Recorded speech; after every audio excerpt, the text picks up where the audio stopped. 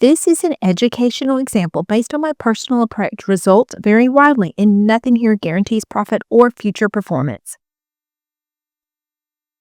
Hello, everybody, and welcome to the Trading with Ashley show. Well, I knew there was going to be some volatility with what we have coming this week. Everyone's waiting for Wednesday to see what's going to happen, but we jumped right on that. I took full advantage of that, and I really love high volatility days because I can get some really great premium. In fact, we were able to secure over $9,000 in premium in the community just this morning.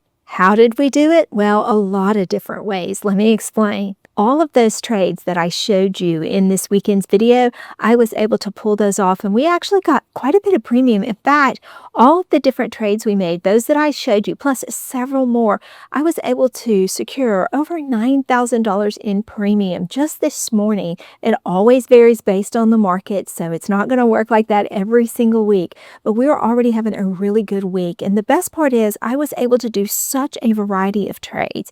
So I did your standard sell puts. That's when you have the cash to buy a particular stock you're interested in, and you agree to buy it lower than where it's trading now. You go out further in time, usually a few weeks or so. I went out to January just to get through some of the chop that we have going over the next few days. And the worst case scenario is I actually get assigned those shares at the beginning of next year, and then on we go. I put strikes in there that were fair prices to get assigned of all the different stocks that I was trading. The other thing we did is we had some stocks that were in a bullish mode, so I decided to do a buy right. Now, I love buy rights because what you're doing is you're taking advantage of that forward momentum that a stock is having, and you are capitalizing on it in a very short time. So you buy the stock, you go ahead and immediately sell a covered call at a strike that you think will get called away, and then you make money on the premium that's elevated because the call is in a bullish mode, so it's elevated premium, but you also make money on the stock appreciation. Now, worst case scenario, the stock's not called away, but you got a significant discount because you did sell that call. So that's another way to play a trade. And then I did some iron condors. I love iron condors because you can really double up on the amount of premium that you are securing based on playing both sides of the trade. You do a call credit spread and you do a put credit spread. Now, this works really well when a stock is range bound and it's trading in a range. So I had defined for my members some really good ranges on Meta, and we were able to take some iron condors, and that was really fun. But the trade I want to focus on for all of you is a trade hack actually that I love to do. I did a put credit spread on SOFI, and the reason it's a trade hack is I want to leave myself the opportunity to break this trade apart if it works against me. So I'm going to take you into the computer and show you that trade hack. And listen, if you are hearing all of this and you're having a little bit of FOMO, I get it. I know that it's frustrating if you hear different people talk about all the different trades they're making. But the best part about my community is we actually help you through all of these trades. So if you've always wanted to learn how to trade, now is the time. Go ahead and get yourself settled within my community, and then you can hit the ground running in the early part of the year when we start taking some really exciting opportunities that the market is going to give us. So don't wait any longer. Click the link below, book a brief call. We'll do an interview with you, make sure you're a fit. You know, the number one thing I hear from my community members is that they've watched me for 9 months or a year and they finally joined. And universally, they always say they wish they would have joined sooner. If it's your New Year's resolution to learn how to do this, especially if you want to take control of your funds and potentially live off of the proceeds, you definitely want to consider joining me in my community. All right, let's jump into the computer and let me show you some exciting different things that you can do with options. Now, as you can see, we had quite a bit of activity this morning. So it's really fun when you wake up and you see that we're having a red day with some volatility, and we can take full advantage of that. So let me go ahead and show you one of the trades I made so that you can replicate this for yourself if that's something you might be interested in. Here's the trade that I called out. This is a SOFI credit spread, and like I said, it has a purpose. Now, I have large account and small account trades, and normally if I do a credit spread, I put it in than the smaller account trade. But this one, I wanted some of our members that were going to take it to leave themselves some wiggle room if they wanted to break it apart. And so let me show you what the trade is, and I'll expand upon it.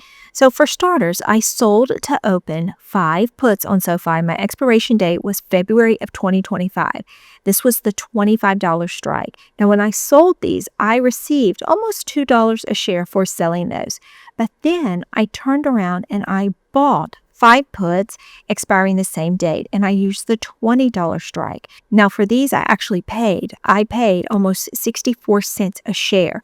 So the difference is right here in what you see right here in this credit. So I received the credit, $650, and my max loss on this trade is $1,850 if I leave this spread intact. Now let me explain what this loss is.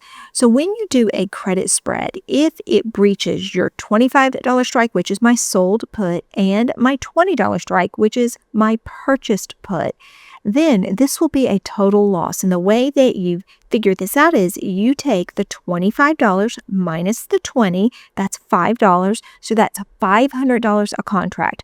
Well, I did 5 of these, so that's the $2,500 that I would potentially lose. But I did get this $650 credit, so that insulates me a little in case we have a pullback. But that shows you this $1,850 max loss potential. It's calculating the credit that I would be receiving. But if SOFI starts heading down and gets anywhere near $20, then something that I paid 64 cents for, this will double, triple, maybe even quadruple. Well, when you do a spread, it's kind of frustrating when you see that happen because you want to take advantage of this actually gaining value and cash it in, but it does leave your sold put vulnerable. So if you are to break this apart, if it works against you, then you would want to be able to back up whatever strike price you end up rolling down. So I will watch this trade over the next month, and if SOFI does go down and we look like we might be breaching this $25 strike, then I will go ahead and use the combination of cash or cash and margin that I have available, and I will roll this leg of the trade. Now, I will roll this down and out. That will allow me to accept SOFI at a lower strike than 25. Now, I will have to go out further in time, so keep that in mind. And whatever new strike I select, I will have to have enough cash to back up these 5 contracts. But then what I'll do after I roll that down and out, then I will go ahead and cash in on the profit that this trade has made. And that will allow me to win in a couple of different scenarios. Now, what could I lose? Well, if I roll this down and out, let's say I roll it down to $23 and I push it out till March, but then SOFI continues to tank further, then I would have to roll it yet again. So you could have your money tied up in this longer than you intend to if your stock doesn't reach a level of support and then bounce. So keep that in mind. That's the negative side of the trade. But as long as you have the cash to secure this trade, you can roll it down and out. Now, here's another hack you can consider. So if you ever decide to roll your sold put down and out further and cash in on the purchased put, one thing that you can consider at a later date is once the stock starts heading back up, then puts will not be near as expensive. So you could go turn this back into a spread at a later date, and then that will free up some of the cash that's being held for the trade. So this is a fun trade hack, and it works well if you have a lot of cash to the side and the ability to break your spread apart. I hope you're motivated, ready for an exciting week of trading. If you're already in my community, we are just getting started. I cannot wait to see what the week holds. Remember, if you're with me at Trading with Ashley, there is no trader left behind. Now, I am going to leave the video that I produced over the weekend that helped us make some of all of that premium. I'll leave that for you right here.